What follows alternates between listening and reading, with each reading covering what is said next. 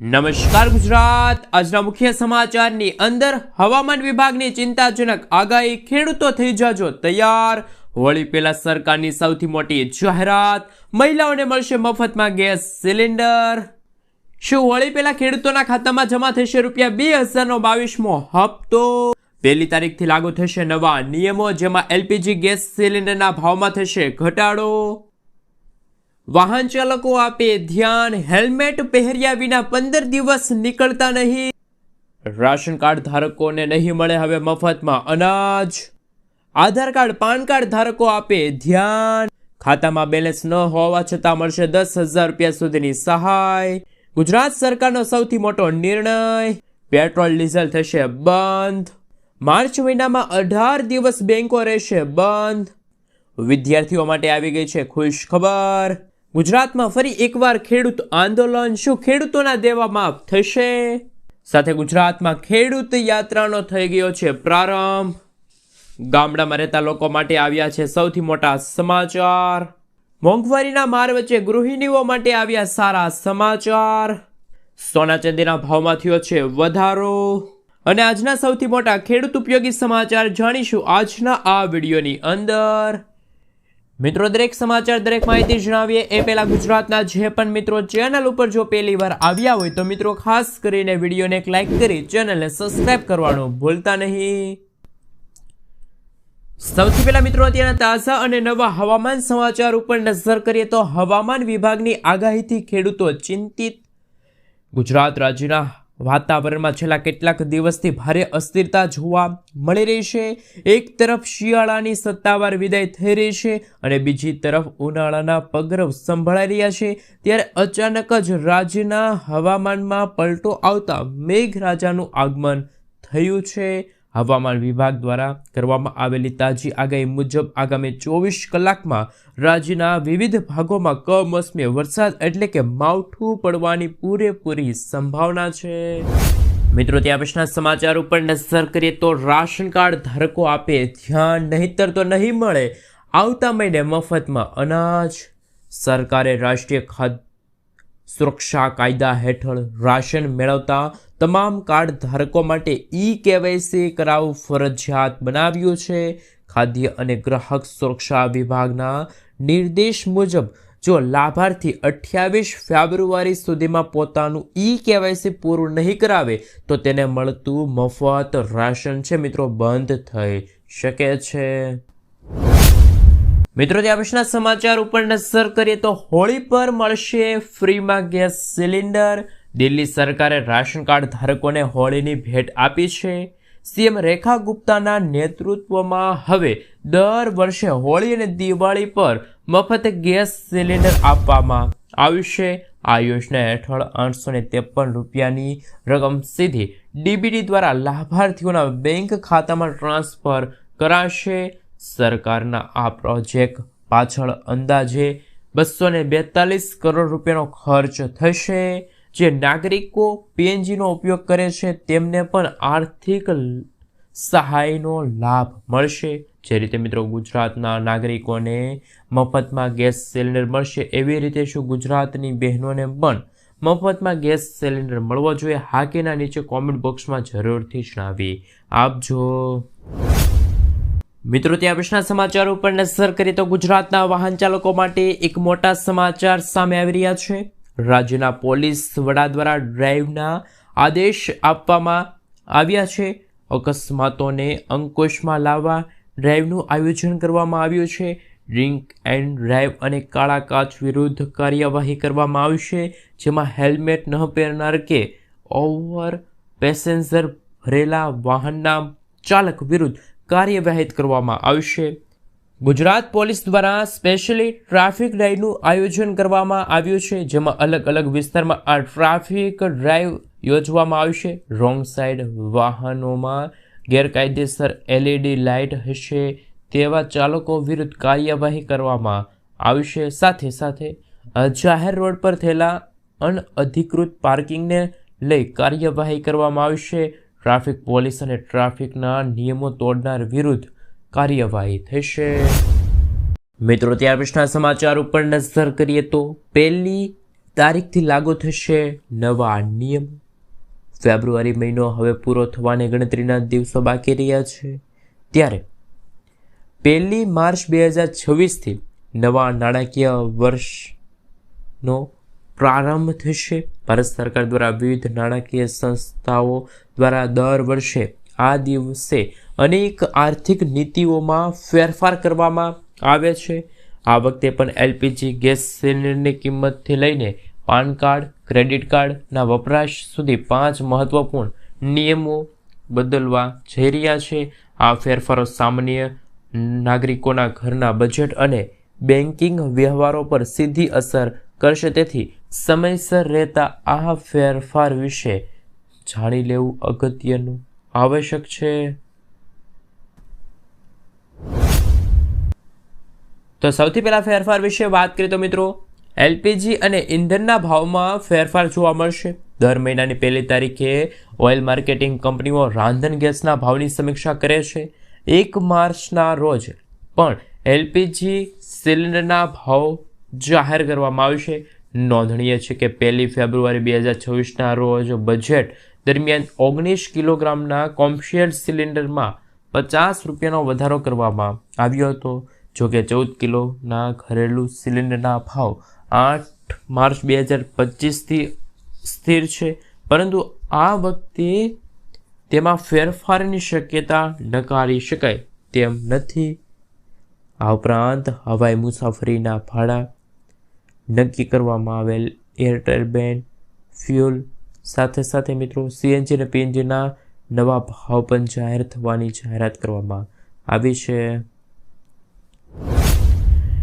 મિત્રો, ત્યાં પછીના સમાચાર ઉપર નજર કરીએ તો પરેશભાઈએ કહ્યું એટલે પાકું. ખેડૂતો માટે સૌથી મોટી જાહેરાત. સૂત્રોના જણાવ્યા મુજબ ગામ પંચાયત, તાલુકા પંચાયત, જિલ્લા પંચાયત તેમજ નગરપાલિકા, મહાનગરપાલિકાની ખાલી બેઠકો માટે મતદાન પ્રક્રિયા મે મહિનાના બીજા કે ત્રીજા સપ્તાહમાં યોજાઈ શકે છે.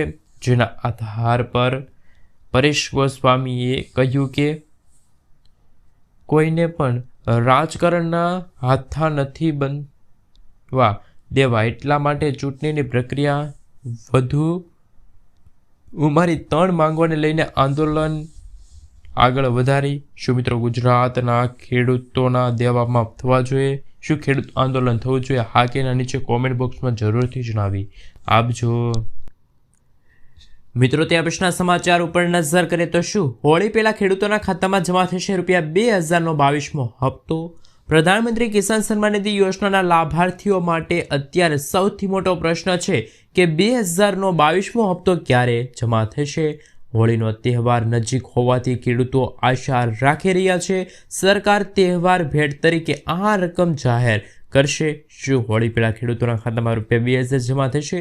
હાલમાં સરકાર દ્વારા 22મા હપ્તાની તારીખ અંગે કોઈ સત્તાવાર જાહેરાત કરવામાં આવી નથી.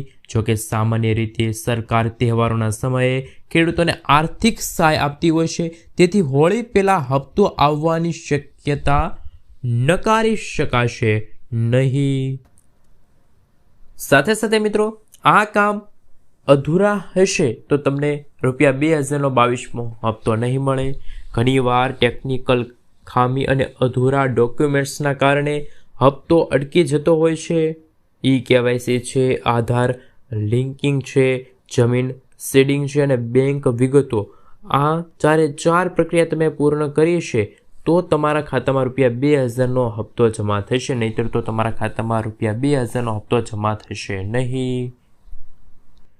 મિત્રો, ત્યાં પછીના સમાચાર ઉપર નજર કરીએ તો સૌથી મોટા સમાચાર સામે આવી રહ્યા છે.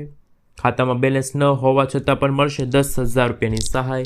પ્રધાનમંત્રી જનધન યોજના હેઠળ ખાતા ધારકોને અનેક લાભો મળી રહ્યા છે. આ યોજનામાં ખાતામાં બેલેન્સ ન હોવા છતાં ₹10,000ની ઓવરડ્રાફ્ટ સુવિધા ઉપલબ્ધ છે. આ ઉપરાંત ઝીરો બેલેન્સ એકાઉન્ટ સાથે રૂપે ડેબિટ કાર્ડ અને 2 લાખનો અકસ્માત વીમો પણ મળે છે. આ ખાતું ડીબીટી અને મુદ્રા જેવી સરકારી યોજનાઓ સાથે જોડેલું હોવાથી સરકારની સરકારી સહાય સીધી ખાતામાં જમા થાય છે, જે આર્થિક સશક્તિકરણને મદદરૂપ બને છે. મિત્રો, ત્યાં પછીના સમાચાર ઉપર નજર કરીએ તો માર્ચ મહિનામાં 18 દિવસ બેંકો બંધ રહેશે. રિઝર્વ બેંક ઓફ ઇન્ડિયાએ કેલેન્ડર મુજબ માર્ચ મહિનામાં વિવિધ રાજ્યોમાં બેંકો કુલ 18 દિવસ બંધ રહેશે. આમાં 5 રવિવાર, બીજા અને ચોથા શનિવાર, 11 વધારાની રજાઓનો સમાવેશ થાય છે. તેથી બેંકની મુલાકાત લેતા પહેલાં રજાઓની યાદી તપાસો. જોકે આ સમયગાળામાં ઓનલાઈન બેન્કિંગ છે, એટીએમ સેવાનો લાભ તમે લઈ શકો છો. માર્ચ મહિનામાં શેર બજાર 12 દિવસ બંધ રહેશે, જેમાં હોળી, રામનવમી અને મહાવીર જયંતિની રજા રહેશે. મિત્રો, ત્યાં પછીના સમાચાર ઉપર નજર કરીએ તો વિદ્યાર્થીઓ માટે ખુશ ખબર. બોર્ડની પરીક્ષા દરમિયાન સિટી બસોમાં મળશે ફ્રી મુસાફરી. શહેરની તમામ ઇલેક્ટ્રિક બસો વિદ્યાર્થીઓ હોલ ટિકિટ દેખાડી વિનામૂલ્યે મુસાફરી કરી શકશે. ગુજરાત માધ્યમિક અને ઉચ્ચ માધ્યમિક બોર્ડ દ્વારા 18 માર્ચ સુધી લેનારી ધોરણ 10 અને 12ની પરીક્ષાને ધ્યાનમાં રાખીને ભાવનગર મહાનગરપાલિકાએ વિદ્યાર્થીઓ માટે પરીક્ષા કેન્દ્રો સુધી પહોંચી શકે તે માટે શહેરની તમામ ઇલેક્ટ્રિસિટી બસોમાં વિદ્યાર્થીઓ હોલ ટિકિટ દેખાડી વિનામૂલ્યે છે મિત્રો મુસાફરી કરી શકે છે. આ નિર્ણય આજે ભાવનગર જિલ્લા માટે છે. મિત્રો, ત્યાં પછીના સમાચાર ઉપર નજર કરીએ તો સૌથી મોટા સમાચાર સામે આવી રહ્યા છે.